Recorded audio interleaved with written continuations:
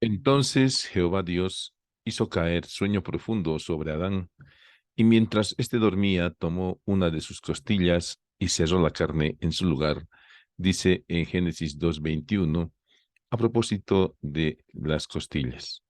Esta palabra está traducida del hebreo tsela, que en realidad significa todo un costado.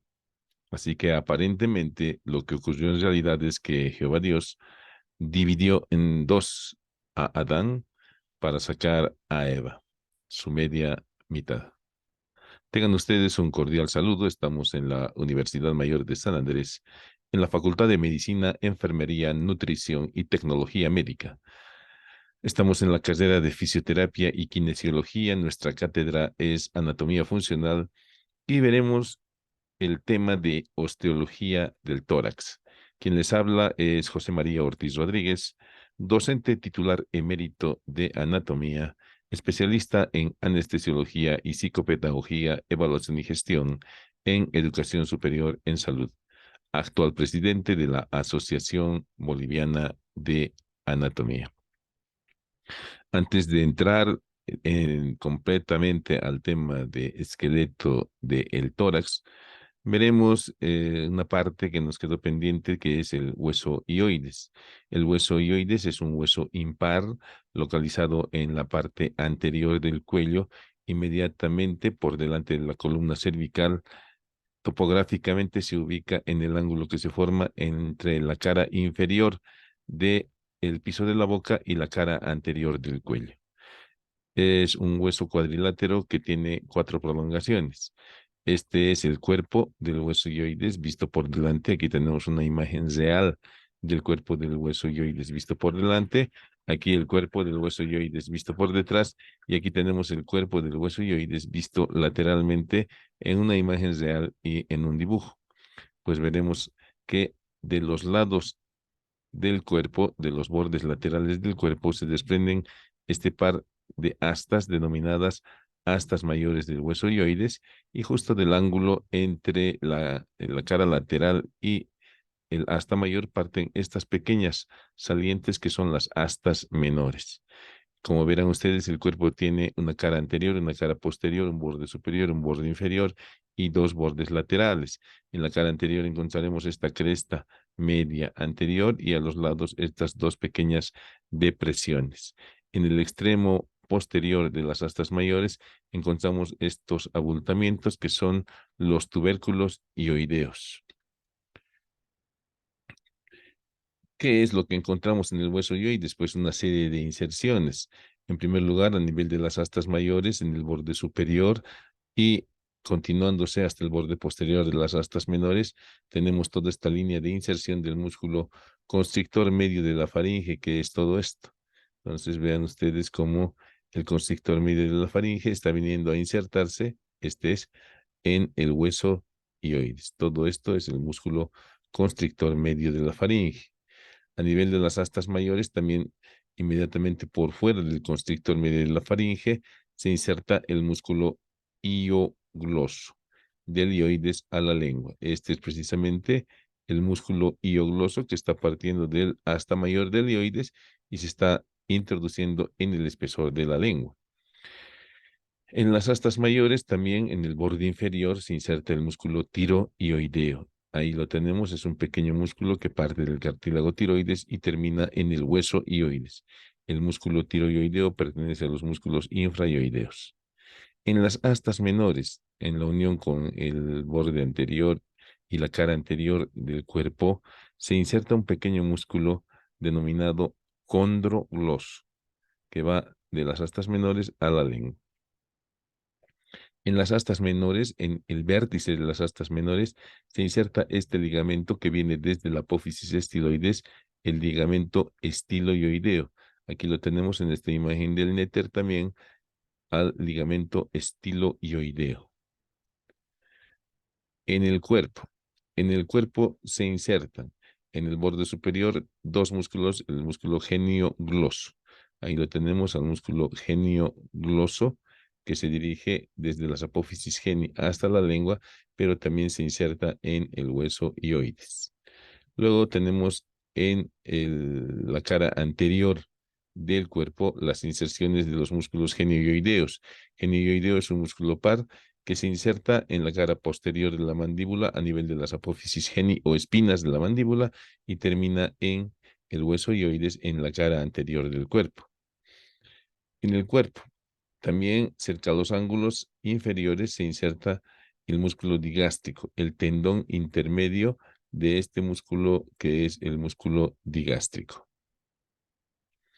También se inserta inmediatamente por debajo de las inserciones del genioideo los músculos miloioideos. Ahí están los dos músculos miloioideos insertándose también en el hueso ioides. En el cuerpo, en el borde inferior del cuerpo, se insertan dos músculos infraioideos, el esternoioideo o esternocleidoioideo, y este otro que es el vientre superior del homoioideo. Ahí tenemos las dos inserciones del homoioideo y del esternoioideo. Muy bien, la caja torácica propiamente dicha está formada por la columna vertebral dorsal, que ya la hemos estudiado, por las costillas, que son 12 pares, que presentan en su extremo anterior los cartílagos costales, de los cuales solamente los 7 primeros contactan directamente con el esternón. Los siguientes 3, el octavo, el noveno y el décimo, tienen un cartílago común, y el 11º y 12º costilla, la 11ª y 12ª costillas presentan en su vértice un pequeño cartílago que no llega a articularse con el resto. Esta es una vista lateral donde vemos que de manera general las costillas que están formando gran parte de la caja del tórax tienen una dirección oblicua hacia abajo y hacia adelante. Esta es una vista anterior donde estamos observando al esternón como parte importante de este esqueleto y a los lados del esternón a los cartílagos costales. Y vemos cómo las costillas presentan una angulación anterior que hace que de estar en una dirección oblicua hacia abajo y hacia adelante se dirijan hacia medial. Siguen la dirección caudal, pero se dirigen también hacia medial debido a esta angulación anterior de la costilla. Esta es una vista posterior de las costillas donde vemos que luego de un pequeño trayecto horizontal se incurvan, las costillas se flexionan formando este ángulo posterior de las costillas, y a partir de este ángulo posterior se forman las caras laterales del tórax, y a partir de la flexión que realizan en la parte anterior se visualiza la cara anterior del tórax. Por lo tanto, podemos decir que el tórax presenta una cara anterior, una cara lateral y una cara posterior.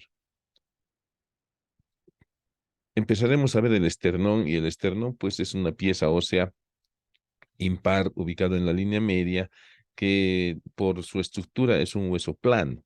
Este hueso plano presenta tres partes: una parte superior que es el manubrio o mango del esternón, una parte media que es el cuerpo del esternón y una parte inferior que es el apéndice o apófisis sifoides. El esternón se encuentra en la parte anterior del tórax por delante del corazón, y para su estudio nos presenta un borde superior, un borde inferior, dos bordes laterales derecho e izquierdo, una cara posterior y dos bordes, como habíamos mencionado, donde se destacan estas escotaduras que pueden ser costales e intercostales. En la cara anterior vamos a encontrar el manubrio, que se une al resto del cuerpo por medio de una sutura y forman un ángulo abierto hacia atrás, que es el ángulo del manubrio esternal, ángulo manubrio esternal o ángulo de Lewis, punto de referencia importante para la localización del segundo arco costal. Y a partir de ahí, pues podemos delimitar estructuras semiológicas importantes, como por ejemplo el área cardíaca, y también a partir del segundo cartílago y segunda costilla, que se localiza a nivel del ángulo de Lewis, podremos identificar los espacios intercostales. En la cara anterior del manubrio del esternón se inserta el músculo esternocleidomastoideo. En la cara anterior del manubrio, cerca al cuerpo y cerca al borde lateral, en los dos lados del cuerpo, se inserta el músculo pectoral mayor. En el apéndice sifoides, en la parte superior, se inserta el músculo recto abdominal y en la parte inferior se inserta la línea alba, que es un engrosamiento aponeurótico. En la cara posterior del esternón, a nivel del manubrio, se insertan, en primer lugar, en la parte superior, el músculo esternocleidoioideo o esternoioideo simplemente, ¿no? Aquí lo vemos por completo, partiendo de la cara posterior del manubrio del esternón y llegando hasta el hueso ioides. Y inmediatamente por debajo se inserta este otro músculo que termina en el cartílago tiroides, que es el músculo esternotiroideo. Ahí están el esternocleidoioideo y el esternotiroideo. Además, en la cara posterior del esternón, cerca a su extremo inferior y en el apéndice sifoides, se inserta el músculo transverso del tórax o triangular del esternón. Y en la cara posterior del apéndice sifoides se insertan los haces externales del músculo diafragma. Aquí vemos una imagen real del esternón y las costillas con sus cartílagos costales. Ahí vemos el ángulo manubrio external que se articula con el segundo arco costal para poder, como habíamos mencionado, localizar los siguientes espacios intercostales. Ahí tenemos nuevamente el ángulo manubrio external o ángulo de Lewis que se está articulando con las costillas, con la segunda costilla. Como habíamos mencionado, en los bordes laterales del esternón se encuentran estas escotaduras que pueden llamarse escotaduras costales y estas otras que son las escotaduras intercostales. Tenemos 7 escotaduras costales. La primera, la segunda, la tercera, la cuarta, la quinta, la sexta y la séptima.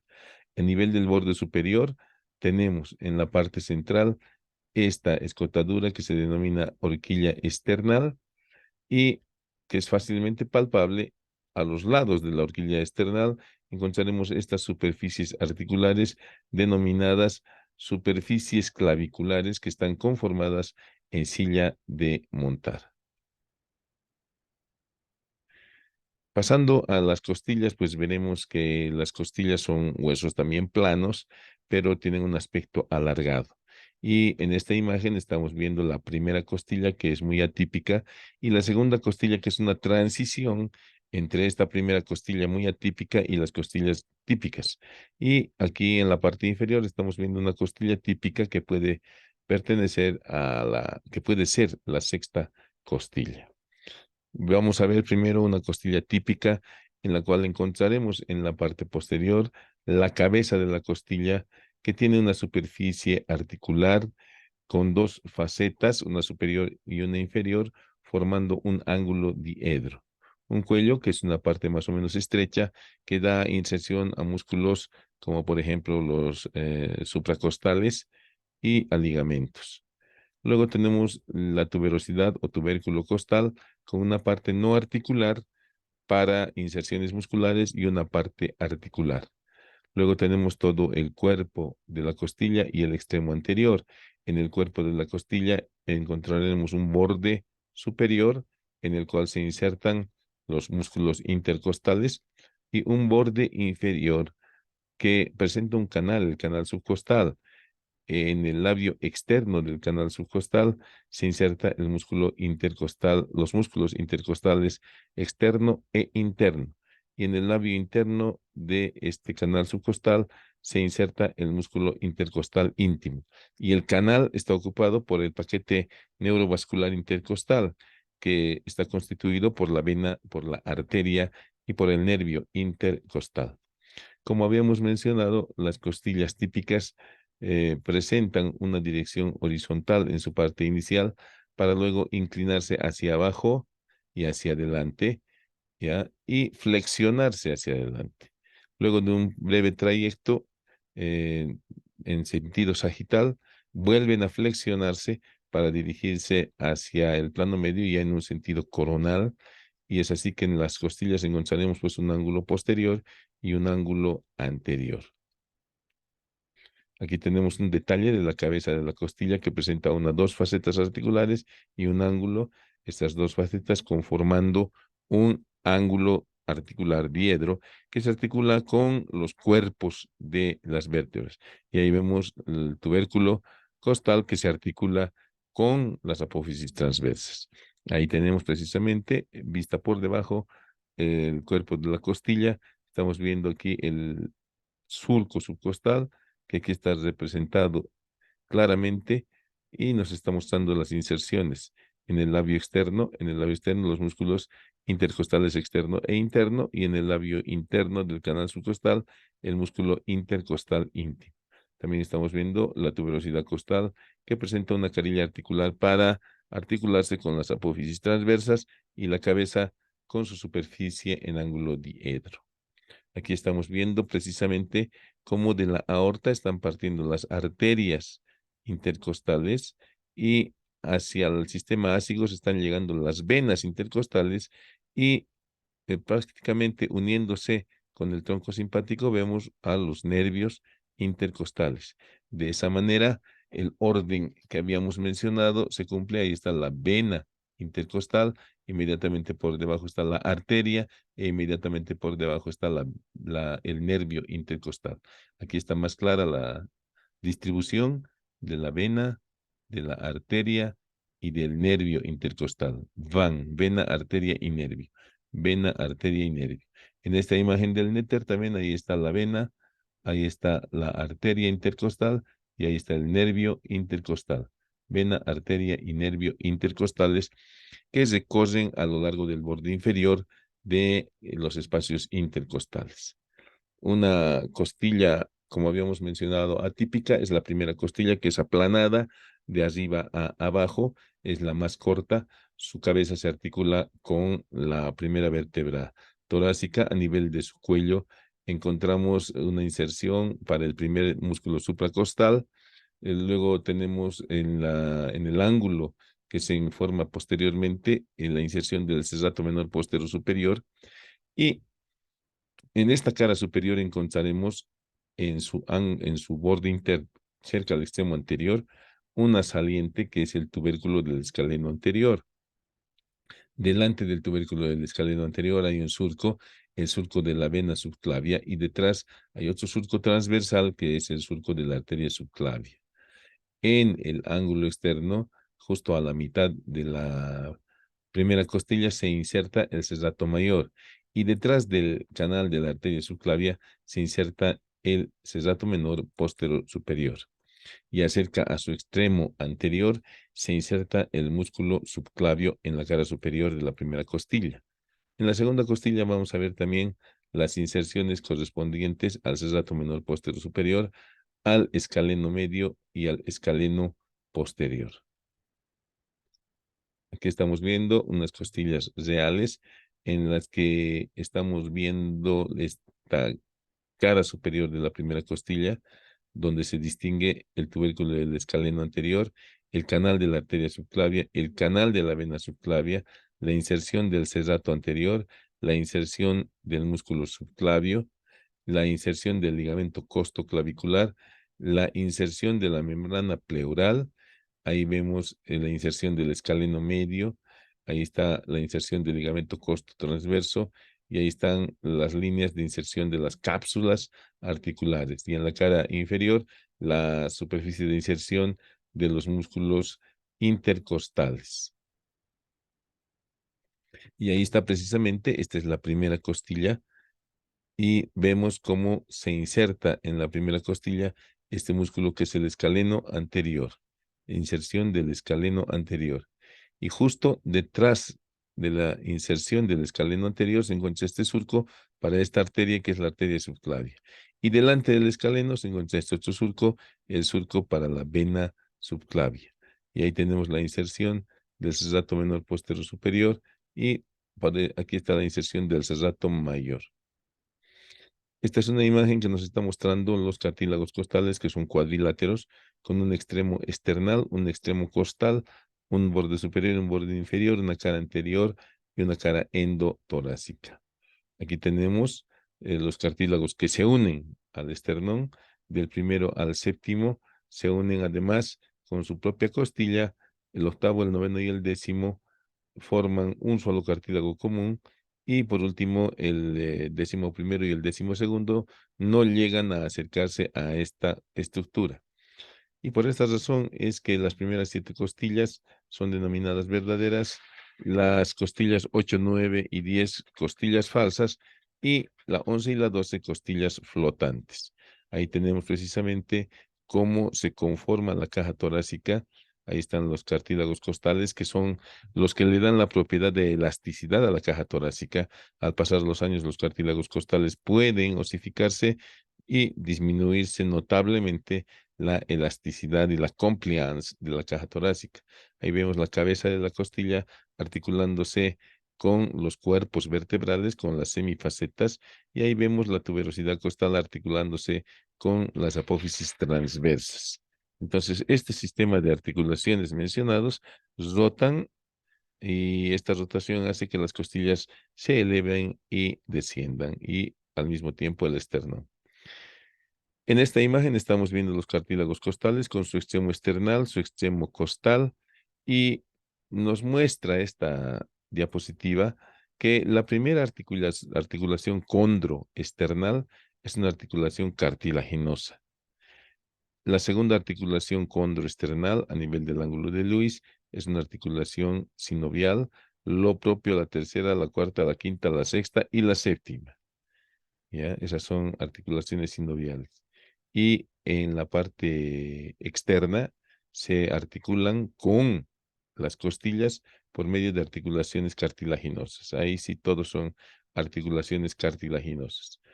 Las costillas también se insertan, habíamos mencionado, con el cuerpo, por medio de 2 facetas, una superior y una inferior, y se insertan también por medio de una carilla articular en la tuberosidad costal que está formando la articulación costotransversa. La articulación que va al cuerpo es la articulación costovertebral. Ahí tenemos precisamente la costovertebral y la costotransversa. Las costotransversas. El orificio superior del tórax está limitado por la vértebra torácico 1, por las primeras costillas, por su primer cartílago costal y por el borde superior del esternón. Y el orificio inferior del tórax está delimitado por el borde inferior del apéndice sifoides, el borde inferior del reborde costal y el borde inferior de la duodécima costilla. El orificio superior se comunica directamente con el cuello, da paso a estructuras importantes que se dirigen del tórax al cuello y que retornan del cuello al tórax. Tiene un diámetro transversal de 11 centímetros y un diámetro anteroposterior de 6,5 centímetros. El orificio inferior se encuentra herméticamente cerrado para separar la caja torácica de la cavidad abdominal por el músculo diafragma. El ángulo subsifoideo que se forma entre los dos rebordes costales normalmente debe medir entre 70 a 75 grados. Ahí lo tenemos al ángulo subsifoideo. Y la unión de los extremos internos de las espinas de la escápula pasa a nivel de la apófisis espinosa de la tercera vértebra torácica. Y a partir de ahí se pueden tener los puntos de referencia para abordar los espacios intercostales. En la pared de la caja torácica se insertan algunos músculos. En las 10 primeras costillas, cerca a la línea media axilar, se insertan las digitaciones del músculo serrato mayor o serrato anterior. En la cara externa de las 6 últimas costillas se inserta el músculo oblicuo mayor, o externo. En las últimas 3 costillas, en su borde inferior, se inserta el músculo oblicuo menor u oblicuo interno. En la cara externa de las costillas 3 a 5 se inserta el músculo pectoral menor que se dirige hacia la apófisis coracoides. Y en la cara externa y posterior de las costillas 2, 3, 4 y 5 se inserta el músculo serrato menor postero superior, que se origina en las apófisis espinosas de las vértebras cervical 7 y torácicas 1 a 3. También en la parte inferior, en las costillas 9, 10, 11 y 12, se insertan en la cara posterior del tórax los fascículos del músculo serrato menor postero inferior. Y ahí están los orígenes en las apófisis espinosas de torácico 11, torácico 12, torácico 9, torácico 11, torácico 12, lumbar 1 y lumbar 2, por favor. Ahí vemos la cara posterior, donde tiene una relación importante las escápulas que se encuentran cubriendo las costillas segunda a séptima. En la cara profunda de las 6 últimas costillas y en la cara profunda del apéndice sifoides hemos mencionado que se inserta el músculo diafragma, el cual también termina en las caras laterales de los cuerpos vertebrales por medio de los pilares del diafragma. El recto abdominal se inserta a nivel de las costillas en los arcos costales 5, 6 y 7. 5, 6 y 7.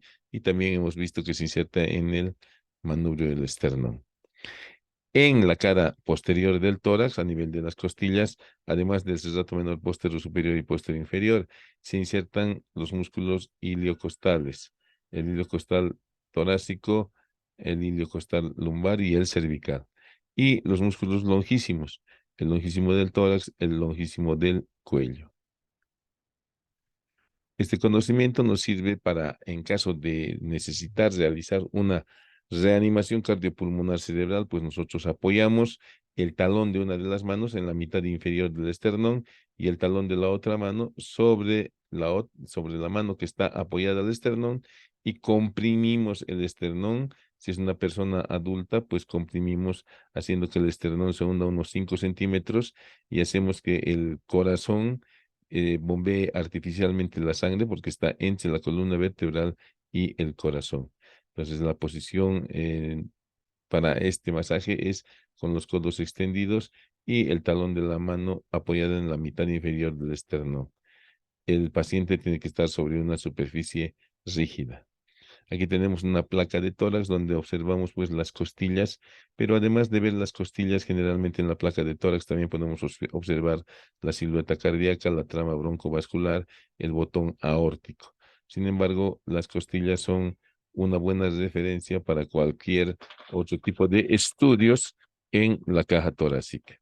Aquí vemos una vista lateral donde también estamos viendo las costillas, estamos viendo su articulación a nivel de cuerpo vertebral y su articulación a nivel de las apófisis transversas y lo propio, estamos viendo la silueta cardíaca, estamos viendo la trama broncovascular. Y aquí lo que está dentro del círculo nos está mostrando costillas fracturadas. Entonces, importante el conocimiento de una radiografía normal para poder luego detectar costillas fracturadas. A nivel de la parte superior del tórax suele presentarse en ocasiones la presencia de esta costilla cervical. Esta costilla cervical pasaría desapercibida si no fuera que comprime a los nervios del plexo braquial y puede ocasionar lesiones. Y en esta imagen estamos viendo pues unas múltiples fracturas costales. No nos olvidemos que cuando un hueso se fractura, pues el extremo afilado puede lesionar estructuras profundas, en este caso la pleura, y producir ya sea hemorragias o hemotórax o aerotórax, ¿no? Y de esa manera, pues poner en riesgo la vida del paciente. Aquí vemos algunas deformidades que pueden presentarse en el tórax cuando el esternón está muy sobresaliente. Este es el pectum carinatum. Y cuando el esternón está muy hundido, esta es la situación del pectum excavatum. De todas maneras, sea una sobresaliente como el pectus carinatum o una depresión como el excavatum, se puede operar y hacer que el paciente esté en la normalidad. Muchísimas gracias por su atención y tengan ustedes una buena jornada.